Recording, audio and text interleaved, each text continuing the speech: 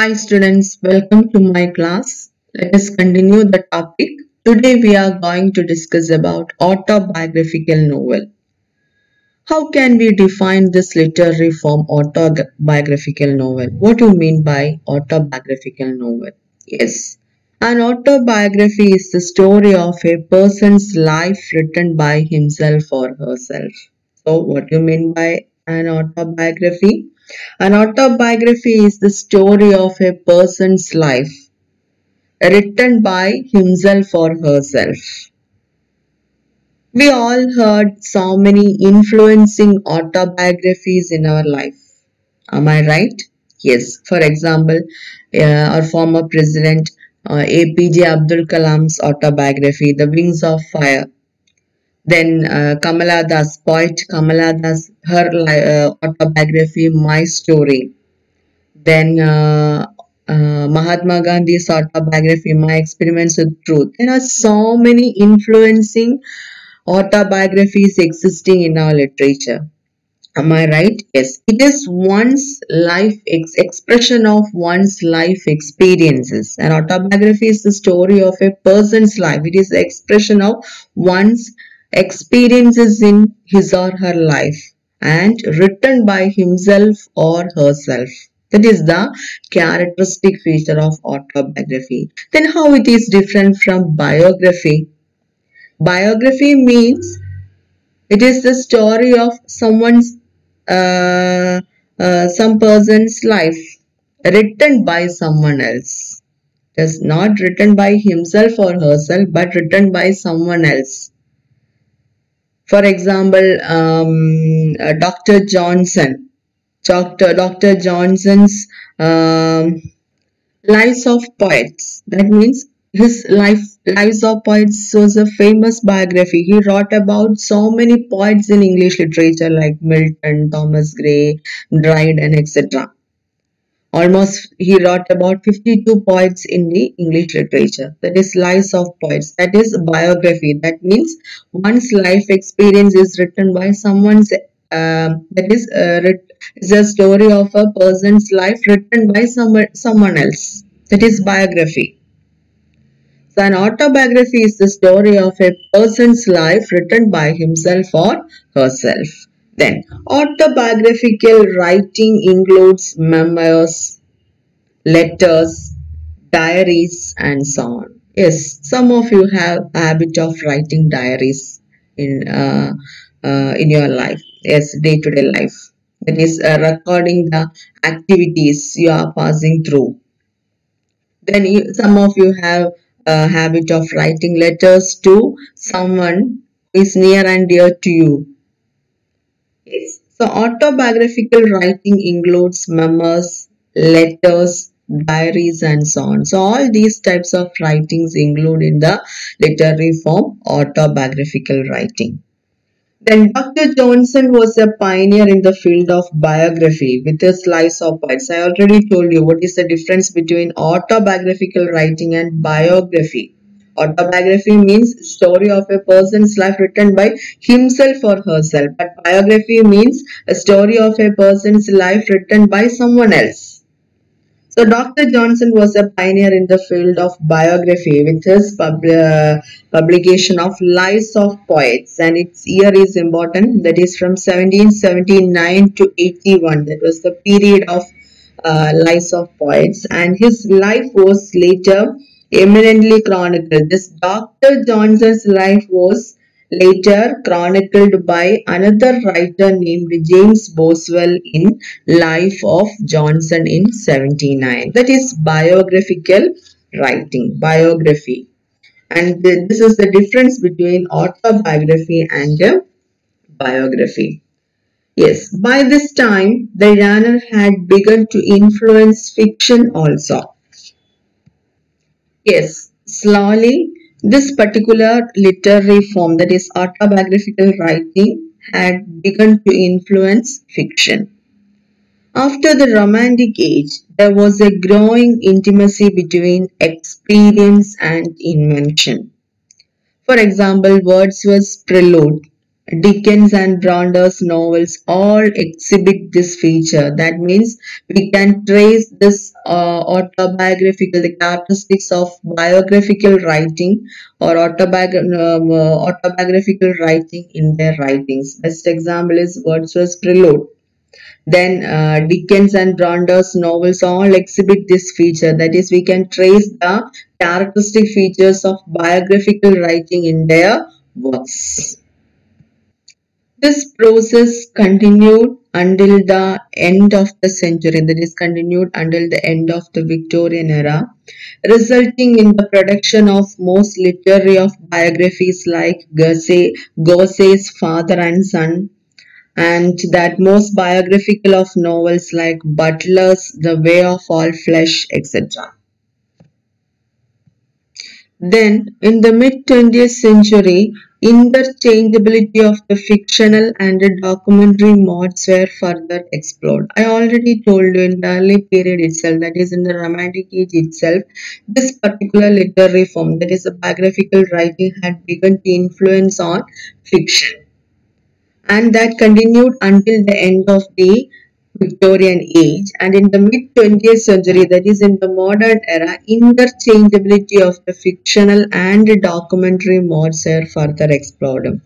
That is, fictional elements we already know. Yes, what do you mean by this fictional elements? Fiction. And the documentary modes, documentary includes all these types of writings, that is life writings. So, in the mid 20th century, interchangeability of the fictional and the documentary modes were further explored. And novelists experimented with the factual subjects, for example, in Truman Capote's In Cold Blood. Whereas the social scientist went to the novel to better understand deviant human behavior. The novelists later years, that is in the modern era, novelists experimented with the factual subjects.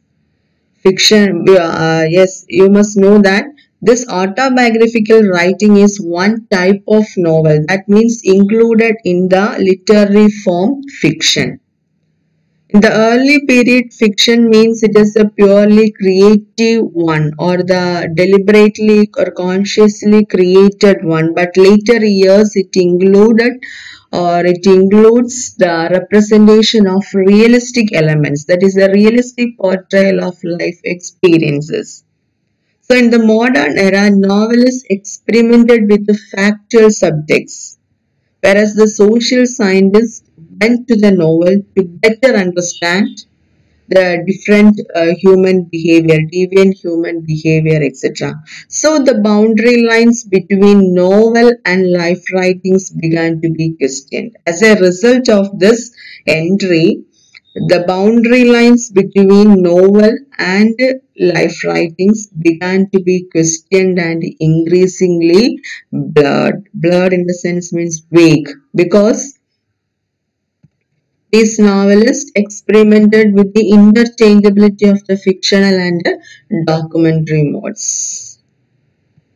Then, for writers from Africa like Chinua Achebe, Soyinka and Ngugi, and also the African American writers like Jean Toomer and Baldwin, the use of the autobiographical was not just a literary expression. For these writers, that is, writers from Africa and African American writers, the use of the autobiographical was not just a literary representation, it was a means of asserting or emphasizing their identity. They considers this autobiographical writing, it was a means of, for these writers, it was a means of asserting their identity. In the United States, the most significant autobiography of the post-war period has been the autobiography of Malcolm X, that is 1965 publication. The autobiography of a prominent American civil rights leader, which was written by Alex Haley on the basis of recorded interviews with Malcolm X. Yes, in the United States, the most significant autobiography of the post-war period has been the autobiography of Malcolm X. and that is the autobiography of a prominent American civil rights leader, and which this was written by Alex Haley on the basis of recorded interviews with the Malcolm X.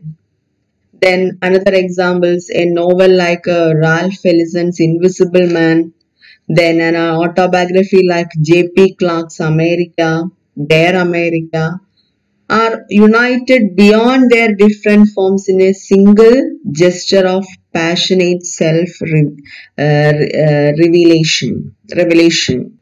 Passionate self-revelation. Today, most genres are usually hybrid in nature with fact and fiction coexisting freely.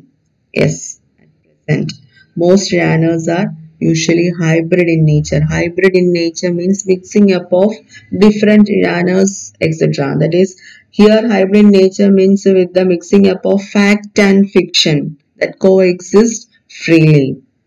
The late 20th century saw the increasing presence of elements of life writing in both fiction and non-fiction. Many books are written in a meditative confessional tone, and authors do not bother to specify the identity of the authorial voice. Many books are written in a meditative confessional tone. Confessional means expression of one's own life experiences. There may be bitter experiences or something like that. That's why he here used the term meditative confessional tone. In Indian literature, the famous confessional poet is Kamala Das.